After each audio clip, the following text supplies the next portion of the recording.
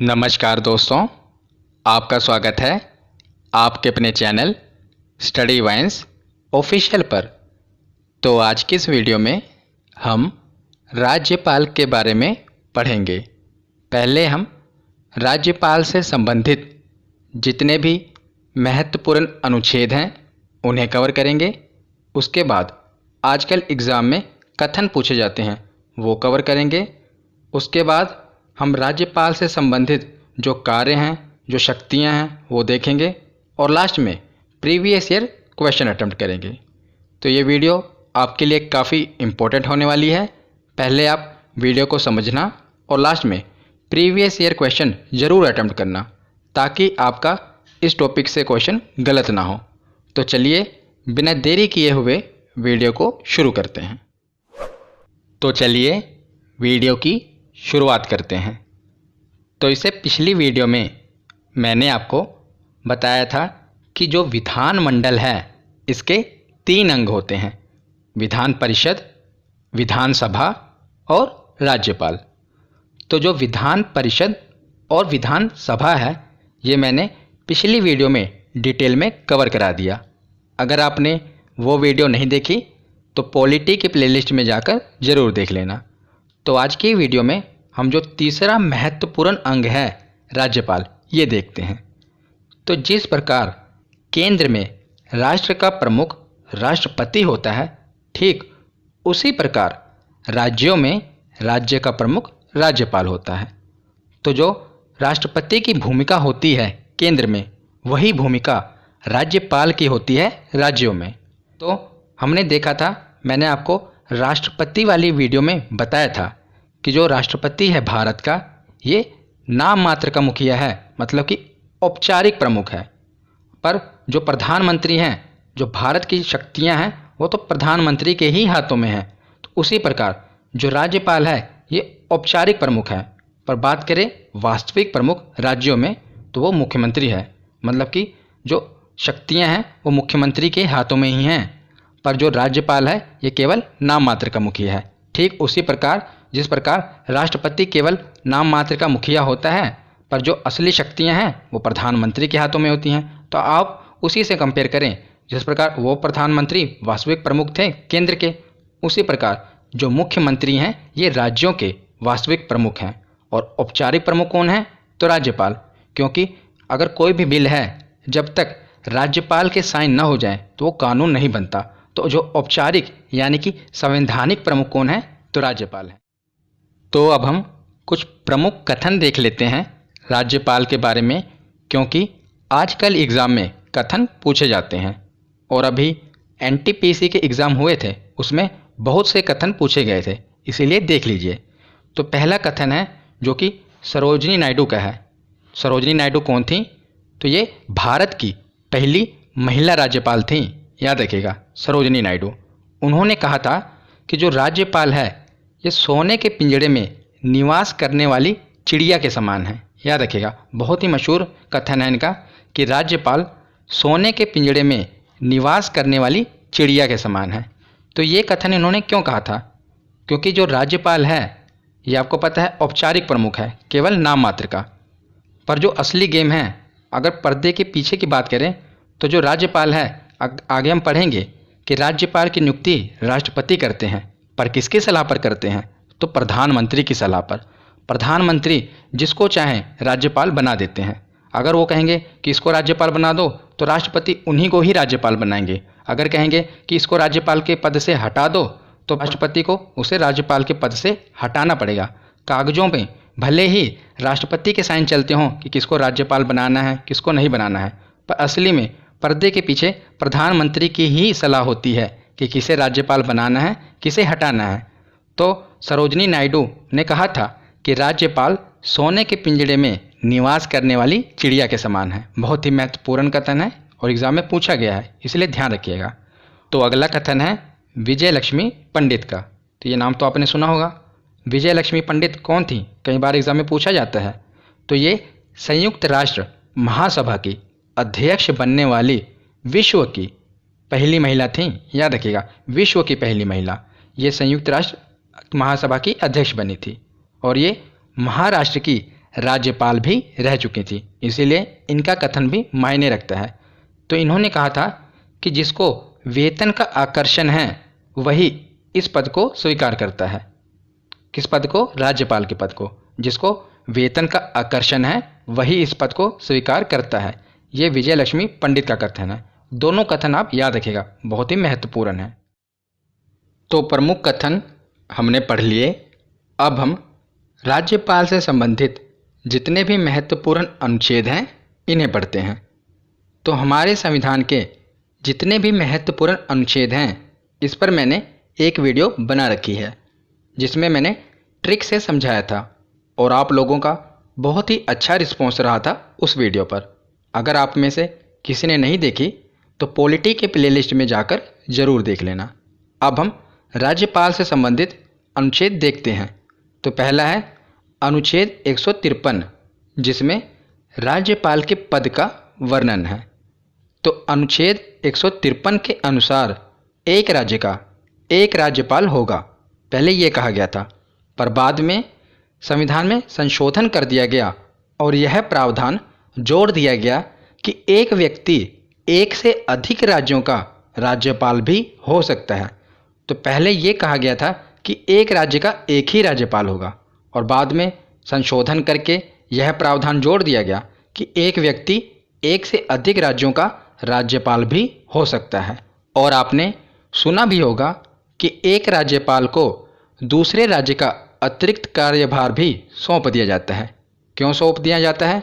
क्योंकि कई बार क्या होता है कि राज्यपाल की अचानक मृत्यु हो जाती है या उनकी तबीयत बिगड़ जाती है, तो दूसरे राज्य के राज्यपाल को उस राज्य की जिसकी राज्यपाल की मृत्यु हो गई है उस राज्य की अतिरिक्त कार्यभार सौंप दिया जाएगा और वो राज्यपाल कुछ समय के लिए दोनों राज्यों का राज्यपाल रहेगा, याद रखिएगा। और जो राज्यपाल का वेतन होता है ये कितना होता है?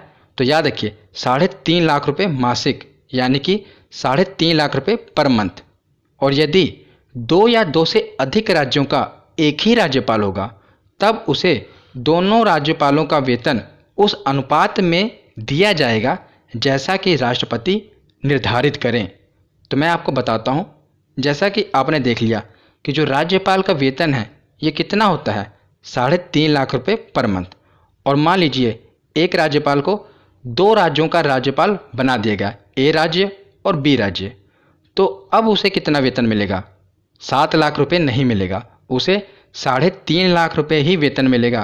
पर अब इन दोनों राज्यों को, मतलब कि ये दोनों राज्य मिलाकर उसे 3.5 लाख रुपये देंगे, दोनों बांट लेंगे। और किस अनुपात में ये राशि प्रदान करेंगे? तो जितना राष्ट्रपति निर्धारित करें। अगर राष्ट्रपति कहें कि जो ए राज्य है आधा पैसा ए राज्य देगा और आधा पैसा बी राज्य देगा, तो इनको आधा आधा पैसा देना पड़ेगा।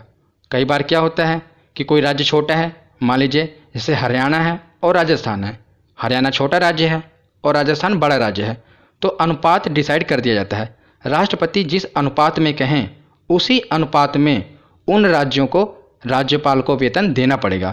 तो ये कौन डिसाइड करता है? राष्ट्रपति, याद रखिएगा। तो अनुच्छेद 153 के बाद अब हम देखते हैं अनुच्छेद 154। तो इसमें राज्य की कार्यपालिका शक्तियां, इसका वर्णन है। तो राज्यपाल राज्य की कार्यपालिका का प्रमुख होता है, ये हमने पीछे पढ़ा। और राज्य की कार्यपालिका शक्तियां राज्यपाल में ही निहित हैं तथा राज्यपाल इसका प्रयोग अपने अधीनस्थों के माध्यम से करता है। तो प्रधानमंत्री वाली वीडियो में मैंने आपको बताया था कि जो राष्ट्रपति होते हैं ये देश के कार्यपालिका के, मतलब कि केंद्र की कार्यपालिका के प्रमुख होते हैं, पर ये प्रधानमंत्री और उनके जो मंत्री परिषद हैं उनकी सलाह से काम करते हैं राष्ट्रपति। उसी प्रकार जो राज्यपाल हैं ये राज्य के औपचारिक यानी कि कार्यपालिका के तो प्रमुख हैं, पर ये अपने अधीनस्थों, तो इनके अधीनस्थ कौन है? तो राज्य के मुख्यमंत्री और जो उनका मंत्री परिषद है इनकी सलाह से राज्यपाल काम करते हैं तो ये कार्यपालिका के प्रमुख, पर ये अपने अधीनस्थों के माध्यम से काम करेंगे, याद रखिएगा। अनुच्छेद 154 के बाद है अनुच्छेद 155, जिसमें राज्यपाल की नियुक्ति के बारे में बताया गया है कि राज्यपाल की नियुक्ति कौन करेगा। तो राज्यपाल की नियुक्ति राष्ट्रपति करता है। कागजों पर तो यही लिखा है कि राष्ट्रपति करते हैं, पर पर्दे के पीछे का खेल ये है कि प्रधानमंत्री जिसको चाहते हैं उसी को राज्यपाल बनाया जाता है। मतलब कि प्रधानमंत्री चाहें कि इस व्यक्ति को राज्यपाल बनाना है, फलाने व्यक्ति को, तो राष्ट्रपति उसी व्यक्ति को राज्यपाल बनाएंगे। साइन तो राष्ट्रपति के ही होंगे, पर जो मर्जी है वो प्रधानमंत्री की चलती है। तो जो राज्यपाल की नियुक्ति है ये राष्ट्रपति करते हैं। और अगर जो राज्यपाल हैं इन्हें अपना त्यागपत्र देना है तो वो भी राष्ट्रपति को ही देंगे। नियुक्ति भी राष्ट्रपति करेंगे और राज्यपाल का जो त्यागपत्र है वो भी वो अपने राष्ट्रपति को ही देंगे, याद रखिएगा। तो अनुच्छेद 155 के बाद है अनुच्छेद 156, जिसमें राज्यपाल का कार्यकाल बताया गया है। तो सामान्यतः राज्यपाल की नियुक्ति राष्ट्रपति द्वारा 5 वर्षों की अवधि के लिए की जाती है, परंतु यह राष्ट्रपति के प्रसाद पर्यंत पद धारण करता है। प्रसाद पर्यंत मतलब during the pleasure of the president. अगर आपको आसान भाषा में बताऊं तो प्रसाद पर्यंत का मतलब है इच्छा अनुसार। तो राष्ट्रपति की इच्छा अनुसार तक ही जो राज्यपाल है ये अपने पद पर बना रह सकता है। मतलब कि राष्ट्रपति इन्हें 5 वर्षों से पहले भी अपने पद से हटा सकते हैं। अगर आपको परीक्षा में ये प्रश्न आए और 5 वर्ष ये ऑप्शन में दिया हो, 6 वर्ष दिया हो, 7 वर्ष, मतलब कि वर्षों में दिया हो, तो आप 5 वर्ष लगाएंगे। पर अगर 5 वर्ष भी ऑप्शन में दिया हो और राष्ट्रपति के प्रसाद पर्यंत ये भी ऑप्शन में दिया हो, तो जो राष्ट्रपति के प्रसाद पर्यंत ये वाला जवाब सही होगा, याद रखिएगा। ये प्रश्न पूछा गया है इसीलिए मैं आपको बता रहा हूँ। तो ये लिखा है इसमें कि राष्ट्रपति के प्रसाद पर्यंत तक ही राज्यपाल अपना पद धारण करेंगे। पर अगर मैं आपको पीछे का खेल बताऊं तो आपको पता ही होगा कि प्रधानमंत्री जिसे चाहते हैं उसे राज्यपाल बनाया जाता है और जब तक चाहते हैं तब तक ही वो अपने पद पर रह सकता है। जब प्रधानमंत्री चाहें कि इन्हें अपने पद से हटा दिया जाए राज्यपाल को या किसी और राज्य में ट्रांसफ़र कर दिया जाए, तो वो राष्ट्रपति को जाकर कह देंगे और राष्ट्रपति सीधा साइन कर देंगे और राज्यपाल को हटा दिया जाएगा। तो आगे है अनुच्छेद 157। इसमें राज्यपाल की योग्यताएं बताई गई हैं। पहली योग्यता होनी चाहिए कि वह भारत का नागरिक हो, ये तो हर जगह सेम है। और दूसरी है कि उसकी उम्र कम से कम 35 वर्ष हो, ये महत्वपूर्ण है। और राष्ट्रपति के केस में भी सेम था, उनकी भी आयु कम से कम 35 वर्ष होनी चाहिए। तो मैंने आपको बताया ना कि राष्ट्रपति और राज्यपाल ये सेम ही है। जो भूमिका राष्ट्रपति की केंद्र के प्रति है वही राज्यपाल की राज्यों के प्रति है। तो इनकी उम्र भी 35 वर्ष होनी चाहिए। तो अगला अनुच्छेद है अनुच्छेद 158। इसमें राज्यपाल के पद की कुछ शर्तें बताई गई हैं। पहली शर्त है कि संसद या विधानमंडल का सदस्य नहीं होना चाहिए राज्यपाल को। संसद यानी कि लोकसभा और राज्यसभा, इनके भी सदस्य नहीं होने चाहिए। और विधानमंडल यानी कि विधानसभा और विधान परिषद, इनके भी सदस्य राज्यपाल नहीं होने चाहिए जब वो राज्यपाल बने। इससे पहले अगर वो सदस्य हैं किसी भी एक सदन का तो उन्हें इस्तीफा देना पड़ेगा, उसके बाद ही वो राज्यपाल बन सकते हैं। और आगे है कि किसी भी प्रकार के लाभ के पद पर नहीं होने चाहिए। ये भी हर जगह योग्यता सेम ही होती है। लाभ का पद यानी कि सरकारी नौकरी नहीं होनी चाहिए। तो ये कुछ योग्यताएं थीं और कुछ शर्तें थी। और सामान्यतः देखा जाए तो जिस राज्य का राज्यपाल होते हैं, मतलब कि जहाँ के वो निवासी होते हैं, वहाँ के वो राज्यपाल नहीं बनाए जाते, ये भी याद रखिएगा। तो हमने राज्यपाल का पद देख लिया, उनकी योग्यताएं देख ली, उनको नियुक्ति कौन करता है ये देख लिया। अब हम देखते हैं कि उनको शपथ कौन दिलाता है। हमने ये पीछे पढ़ा कि जो राष्ट्रपति हैं वो उनकी नियुक्ति कर देते हैं, वो बता देंगे कि हाँ भाई इस व्यक्ति को राज्यपाल बना दिया जाए, पर उनको शपथ राष्ट्रपति नहीं दिलाते हैं, ये याद रखिएगा। तो कौन दिलाता है शपथ? तो किसी भी राज्य के राज्यपाल को शपथ उन राज्य के उच्च न्यायालय यानी कि हाई कोर्ट के मुख्य न्यायाधीश दिलाते हैं। मान लीजिए उत्तर प्रदेश के राज्यपाल नियुक्त किए गए तो उत्तर प्रदेश के हाई कोर्ट के मुख्य न्यायाधीश उन्हें शपथ दिलाएंगे। और अगर मुख्य न्यायाधीश अनुपस्थित हैं, किसी भी वजह से वो उपस्थित नहीं हैं, तो इस परिस्थिति में मुख्य न्यायाधीश के बाद जो सबसे वरिष्ठ यानी कि जो सबसे सीनियर उच्च पद पर आसीन न्यायाधीश हैं, सबसे सीनियर जो जज हैं हाई कोर्ट के, वो राज्यपाल को शपथ दिलाएंगे। तो ये कुछ महत्वपूर्ण अनुच्छेद थे जो हमने राज्यपाल के बारे में पढ़े। अब हम राज्यपाल के कार्य और शक्तियाँ ये पढ़ते हैं। तो अब हम राज्यपाल की शक्तियाँ तथा कार्य पढ़ते हैं। बहुत ही महत्वपूर्ण है, ये सीधा ही एग्ज़ाम में पूछ ले जाते हैं, इसीलिए ध्यान से सुनिएगा। तो पहले हम देखते हैं कार्यपालिका संबंधी शक्तियाँ। तो पहला पॉइंट है कि राज्यपाल विधानसभा के बहुमत दल के नेता को मुख्यमंत्री तथा मुख्यमंत्री की सलाह से उसकी मंत्रिपरिषद यानी कि मंत्रियों के सदस्यों को नियुक्त करता है तथा उन्हें पद एवं गोपनीयता की शपथ दिलाता है। जिस प्रकार हमने पढ़ा था कि जो राष्ट्रपति हैं ये लोकसभा के बहुमत दल के नेता को, जो कि प्रधानमंत्री होते हैं, उन्हें नियुक्त करते हैं और फिर प्रधानमंत्री के कहने पर मंत्रिपरिषद की नियुक्ति करते हैं। उसी प्रकार जो राज्यपाल है ये विधानसभा के बहुमत दल के नेता को मुख्यमंत्री नियुक्त करेंगे, फिर मुख्यमंत्री उनको सलाह देंगे कि इनको मंत्री बना दिया जाए, तो फिर मुख्यमंत्री की सलाह पर मंत्रिपरिषद के सदस्यों की नियुक्ति करेंगे। ये राज्यपाल का काम है। तो अगला पॉइंट है कि राज्य के समस्त कार्यपालिका कार्य राज्यपाल के नाम से ही किए जाते हैं। तो हमने पीछे पढ़ा था ना कि जो राज्यपाल हैं ये कार्यपालिका के प्रमुख होते हैं। भले ही मुख्यमंत्री के हाथों में शक्तियां हैं, पर प्रमुख तो यही है ना, तो इन्हीं के नाम से ही राज्य के सभी काम किए जाते हैं।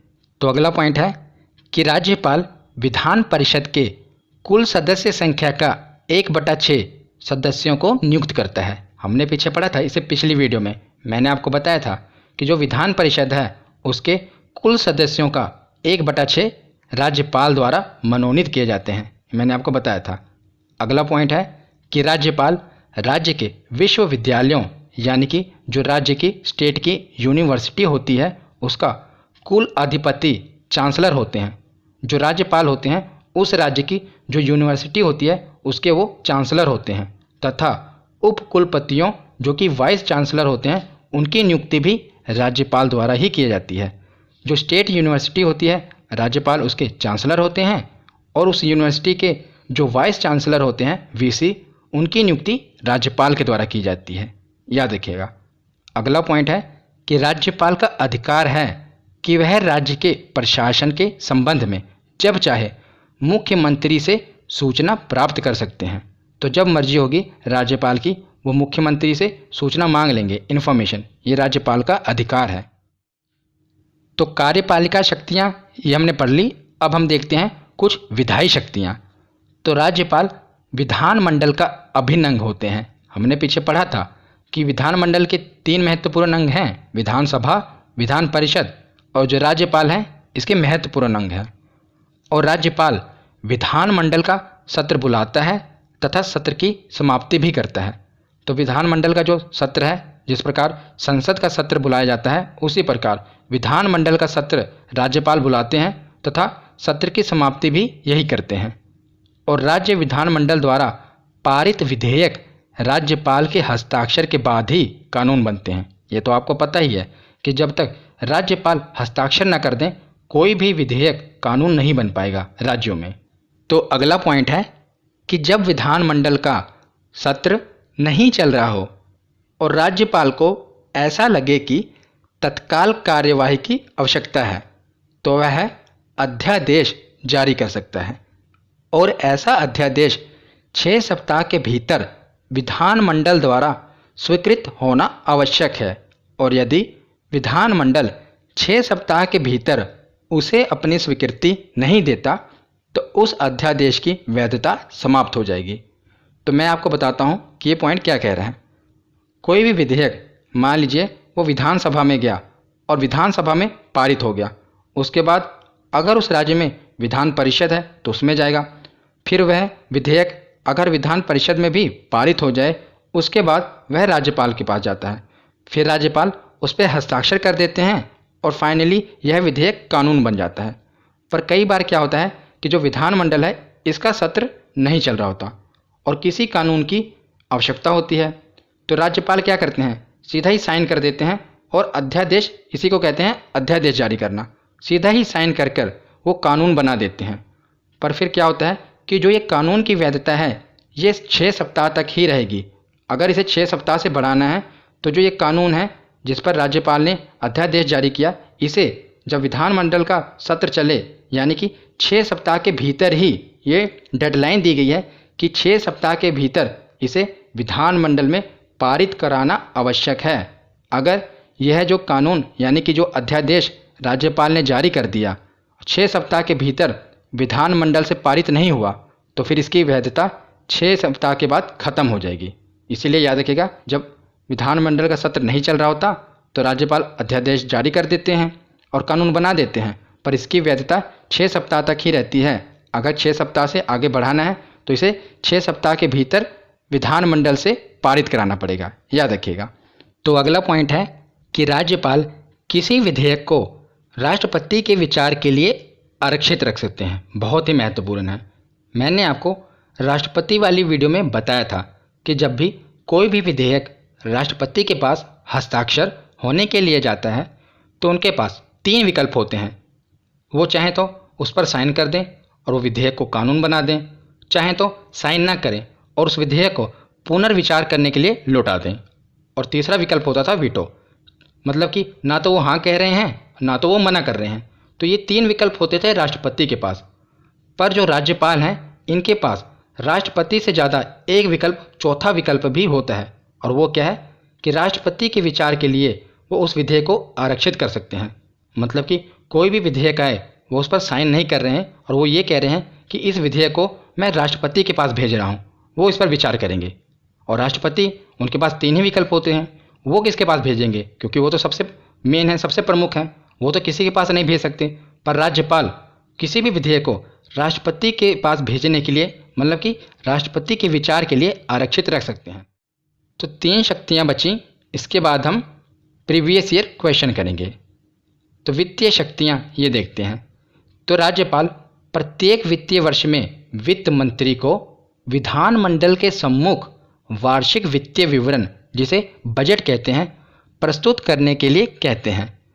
तो जिस प्रकार केंद्र सरकार का बजट प्रस्तुत करने का अधिकार तो राष्ट्रपति के पास होता है, पर राष्ट्रपति खुद बजट प्रस्तुत नहीं करते, बल्कि वित्त मंत्री को बजट प्रस्तुत करने के लिए कहते हैं। उसी प्रकार हर एक राज्य का बजट प्रस्तुत करने का जो अधिकार है वो राज्यपाल को होता है, पर राज्यपाल खुद बजट प्रस्तुत नहीं करते, वो जो राज्य का वित्त मंत्री है उसे बजट प्रस्तुत करने के लिए कहते हैं। तो ये इसमें बताया गया है। और अगला पॉइंट है कि विधानसभा में धन विधेयक राज्यपाल की पूर्व अनुमति से ही पेश किया जाता है। ये तो मैंने आपको पहले भी बताया हुआ है कि धन विधेयक क्या होता है। तो जो धन विधेयक है ये राज्यपाल की अनुमति लेनी पड़ती है पहले इसे पेश करने के लिए, याद रखिएगा। तो वित्तीय शक्तियों के बाद अब देखते हैं न्यायिक शक्तियाँ। तो राज्यपाल को भी राष्ट्रपति की भांति क्षमादान की शक्ति प्राप्त है, परंतु याद रखिएगा बहुत ही महत्वपूर्ण है, पर मृत्युदंड और सेना न्यायालय के मामले में राज्यपाल को क्षमादान की शक्ति नहीं प्राप्त है। यही इंपॉर्टेंट है। मैंने आपको राष्ट्रपति वाली वीडियो में बताया था कि मृत्युदंड यानी कि अगर किसी व्यक्ति को फांसी की भी सज़ा हो जाए तो राष्ट्रपति उसे क्षमा कर सकते हैं, पर राज्यपाल के पास ये अधिकार नहीं है। वो किसी भी व्यक्ति की मृत्युदंड और जो सेना न्यायालय का मामला होता है इस केस में राज्यपाल क्षमादान शक्ति उनके हाथ में नहीं है, मतलब वो क्षमादान नहीं कर सकते। अन्य कोई मामला है तो क्षमादान कर सकते हैं, पर मृत्युदंड और सेना न्यायालय के मामले में राज्यपाल को भी क्षमादान की शक्ति नहीं प्राप्त है, याद रखिएगा। और जो ये राज्यपाल क्षमादान करते हैं ये अपने ही राज्य में कर सकते हैं, ये नहीं कि कहीं पर और भी कर दें। अगर वो उत्तर प्रदेश के राज्यपाल हैं तो जो उत्तर प्रदेश के मामले हैं उन्हीं में वो क्षमादान कर पाएंगे और किसी राज्य में नहीं। पर राष्ट्रपति जो होते हैं वो पूरे भारत के होते हैं, तो वो कहीं पर भी कोई भी मामला हो वो क्षमादान की शक्ति उनके हाथों में है और वो फांसी की सज़ा भी माफ़ कर सकते हैं। तो न्यायिक शक्तियों के बाद अब हम देखते हैं आपात शक्तियाँ। तो राज्यपाल को जब लगे कि ऐसी परिस्थितियाँ उत्पन्न हो गई हैं जिनमें राज्य का शासन संविधान के उपबंधों, संविधान के हिसाब से नहीं चलाया जा सकता, तो वह राष्ट्रपति को राज्य में अनुच्छेद 356 के तहत राष्ट्रपति शासन लगाने की सलाह दे सकते हैं। तो जो राज्यपाल हैं उनके पास ये शक्ति नहीं है कि वो राज्य में राष्ट्रपति शासन लगा दें। हाँ, वो राष्ट्रपति को सलाह दे सकते हैं और अगर राष्ट्रपति चाहें तो उस राज्य में राष्ट्रपति शासन लगा देंगे।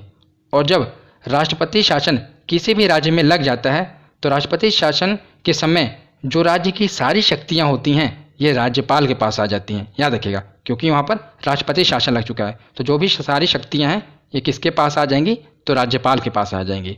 तो यहाँ पर हमारा थ्योरी सेक्शन कंप्लीट होता है। अब हम प्रीवियस ईयर क्वेश्चन देखते हैं, उसे जरूर अटेम्प्ट करना। तो पहला प्रश्न है कि राज्य की कार्यपालिका शक्तियाँ किसमें निहित होती हैं। ये तो हमने पढ़ ही लिया, किसमें निहित होती हैं, तो राज्यपाल में। अगला प्रश्न है कि भारतीय राज्यों में राज्यपाल की नियुक्ति कौन करता है।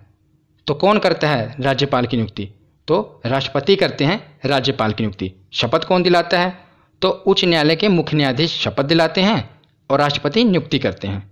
और राज्यपाल अपना त्यागपत्र किसे देता है, तो मैंने आपको बताया था कि राष्ट्रपति ही नियुक्ति कराते हैं और राज्यपाल राष्ट्रपति को ही अपना त्यागपत्र देते हैं।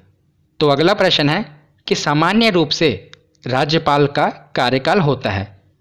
तो इसका सही जवाब होगा 5 वर्ष। सामान्य रूप से जो राज्यपाल का कार्यकाल होता है ये 5 वर्ष होता है। पर अगर यहाँ पर ऑप्शन में राष्ट्रपति के प्रसाद पर्यंत ये लिखा होता तो हम उसे टिक करते। अगला प्रश्न है कि राज्यपाल सोने के पिंजड़े में निवास करने वाली चिड़िया के समतुल्य है, ये किसका कथन है। तो मैंने आपको बताया कि ये सरोजिनी नायडू का कथन है, बहुत ही इंपॉर्टेंट है, याद रखिएगा। अगला प्रश्न है कि किसी राज्य में राज्यपाल की नियुक्ति संविधान के किस अनुच्छेद में है। तो राज्यपाल की नियुक्ति पूछी है, 153 से शुरू हुआ था, उसमें पद था। 154 में राज्य की कार्यपालिका के प्रमुख थे। 155 में थी नियुक्ति, तो 155 इसका सही जवाब होगा। अनुच्छेद 155 के तहत राज्यपाल की नियुक्ति का वर्णन है, याद रखिएगा। तो अगला प्रश्न है कि राज्य विधानमंडल के अनुमोदक के बिना राज्यपाल द्वारा जारी अध्यादेश कितनी अवधि के लिए लागू रहेगा। तो मैंने आपको बताया था कि जब विधानमंडल का सत्र नहीं चल रहा होता तो राज्यपाल अध्यादेश जारी कर देते हैं और इस अध्यादेश को 6 सप्ताह के भीतर विधानमंडल से पास कराना होता है, नहीं तो इसकी वैधता समाप्त हो जाएगी। अगला प्रश्न है कि निम्नलिखित में से किसे राज्यों में विधानमंडल का अंग नहीं माना जाता। तो बताइए किसे राज्य के विधानमंडल का अंग नहीं माना जाता। तो राज्यपाल, ये तो विधानमंडल का अंग है, विधानसभा भी है, विधान परिषद भी है, पर जो मुख्यमंत्री हैं ये विधानमंडल का अंग नहीं माना जाता। तो इसका राइट ऑप्शन होगा ऑप्शन डी। तो अगला प्रश्न है कि राज्यपाल विधान परिषद के कितने सदस्यों को मनोनीत करते हैं। तो बताइए कितने सदस्यों को मनोनीत करते हैं। तो मैंने आपको बताया था 1/6 सदस्य। तो विधान परिषद के कुल सदस्यों के 1/6 सदस्यों को राज्यपाल मनोनीत करते हैं, याद रखिएगा। अगला प्रश्न है कि भारत के किसी राज्य की राज्यपाल बनने वाली प्रथम महिला थी। तो कौन थी, सरोजिनी नायडू, ये भारत की प्रथम महिला राज्यपाल थी। अगला प्रश्न है कि राज्यपाल पद पर बना रहता है, कब तक बना रहता है, 5 वर्षों के लिए, संसद द्वारा निश्चित समय के लिए, राष्ट्रपति के प्रसाद पर्यंत। तो ये सही होगा ऑप्शन सी कि राष्ट्रपति के प्रसाद पर्यंत तक ही जो राज्यपाल है वो अपने पद पर बना रह सकता है। आज का लास्ट प्रश्न है कि राज्यपाल के पद पर नियुक्ति की न्यूनतम उम्र सीमा कितनी है। तो कम से कम कितनी आयु होनी चाहिए, तो ये 35 वर्ष है। तो आज की ये वीडियो यहीं पर ख़त्म होती है। कैसी लगी ये वीडियो कमेंट सेक्शन में ज़रूर बताना। धन्यवाद।